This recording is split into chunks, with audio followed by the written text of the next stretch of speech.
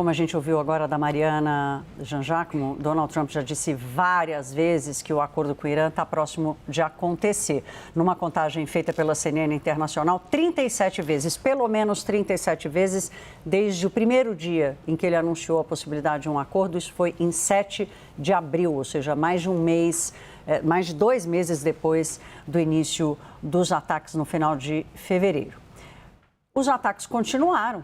A escalada das ofensivas de Israel no Líbano pioraram desde então, né? A escalada piorou com essas ofensivas e é essa ofensiva de Israel no Líbano que ameaça hoje as negociações e a credibilidade também de Donald Trump. É sobre isso que vamos ouvir Américo Martins hoje no Olhar Externo.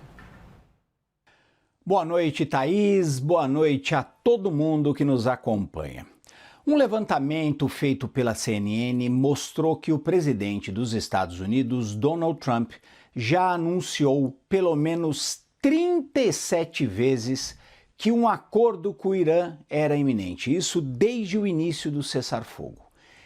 37 vezes. Para quem está fazendo conta em casa, isso dá, em média, um acordo iminente a cada dia e meio, mais ou menos. Ou seja, mais do que dia sim, dia não. E todas essas frases, curiosamente, sempre falavam no futuro próximo. Num dia o acordo está muito próximo, depois está praticamente fechado. Ou vai sair a qualquer momento, é só acertar detalhes. Depois, nada acontece. E por quê? Porque, é claro, a realidade é muito mais complexa e muito diferente do que os desejos do todo-poderoso presidente americano. Os fatos que a gente está acompanhando no terreno mostram exatamente o contrário do que diz o Donald Trump. Nós estamos vendo cada vez mais desafios para o cessar-fogo, e não apenas nos ataques de militares americanos e militares iranianos, mas também na perigosíssima escalada entre o Hezbollah e as forças de defesa de Israel no Líbano. Ou seja, enquanto o Trump continua com seu discurso falando numa solução iminente, os fatos vão mostrando que a coisa é bem diferente. Agora, a estratégia do Trump não é nenhuma novidade. Ele costuma ficar se repetindo sempre, mesmo quando as frases dele são questionáveis ou são simplesmente falsas. Ele repete numa tentativa de ter um impacto na opinião pública. A lógica dele é muito simples. Se você ficar repetindo algumas frases muitas vezes, alguém em algum lugar vai acabar acreditando nelas, mesmo que elas sejam falsas. Mas neste caso específico, a repetição parece que está produzindo um outro efeito, o efeito inverso. A cada novo acordo iminente que não se materializa, o Trump perde um pouco mais da sua já combalida credibilidade. E no cenário político internacional, a credibilidade é um recurso importantíssimo e é muito difícil você reconquistá-la depois de perder. O mundo inteiro, por conta disso, está vendo essas declarações do Trump com um enorme ceticismo. Porque quando tudo é urgente, tudo está quase pronto, tudo é iminente, o risco é que nada mais seja convincente. No fim, talvez, o acordo com o Irã esteja realmente próximo, mas pouca gente acredita nisso e menos gente ainda acredita no mensageiro dessas palavras.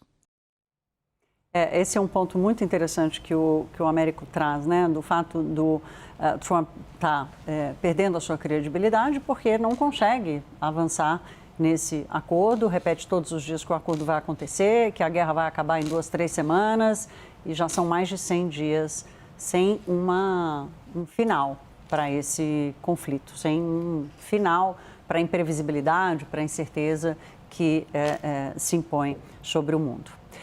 Enquanto isso, no Irã, a população é que paga essa conta, né, com os impactos econômicos tanto da guerra, mas também das sanções que foram impostas ao Irã. A CNN faz uma cobertura em loco, dentro do Irã, com total liberdade editorial, e o nosso correspondente lá, o Fred Plittigan, ele está em Teherã, conversou com os moradores que estão sendo afetados principalmente pela disparada dos preços. Vamos ver. As the conflict between Iran and the United States drags on, the U.S. blockade continues, sanctions continue. Of course, it makes things very difficult economically for a lot of folks here in Iran. I just spoke to a business owner. He sells and produces shoes, and he also told me that business has been difficult for quite some time now. Purchases have decreased and so have our sales. Shoes have become more expensive and premium materials have gone up as well. But it's not like sales have completely stopped. The war had its own effect, but it has not brought our sales down to zero. We are still selling and we are still trying to increase sales. A war is always devastating for any economy. And as you can imagine, a lot of folks here in Iran have lost their jobs. Inflation is also a big problem as well. The market's really collapsed now. Previously, I could buy more easily, but now everything's become so expensive. Inflation's made prices increase 100 times more. Absolutely, it's difficult because it's after war. We have such a problem, and after sanctions, we have problems here. But it's the consequences of war. We cannot do anything. I personally do not have much hope. What we see on the surface is that neither side will step back from their positions, at least for the next couple of years. And the situation has been like this for 30 or 40 years. But one of the other things that the shop owner told me has been a real issue was the fact that the internet here was shut down for an extended period of time, because he also has an online shop where he not only sells his shoes, but he also buys some of the material as well. For about a month or 40 days, we were really struggling, and right now, as you've witnessed yourselves, it's difficult to move from one page to another. I hope this matter could be resolved soon so that our business can flourish again. We will welcome anything that puts an end to the war. And of course, that's something a lot of folks here in Iran think about, as the U.S. and the Iranian side try to come to some sort of end to this armed conflict. A lot of people here are just hoping for sanctions relief and for the economy to improve. Olha, nós temos novidades aqui sobre a resposta do Exército da Força Militar Americana a essa derrubada de um helicóptero. A gente vai trazer essa atualização daqui a pouquinho para todos vocês. Agora vamos falar aqui de uma das resistências do Irã para fechar esse acordo com os Estados Unidos, que é exatamente a ofensiva de Israel contra o Líbano. E hoje, em novos ataques israelenses no sul do Líbano, 9 pessoas morreram e pelo menos 30 ficaram feridos.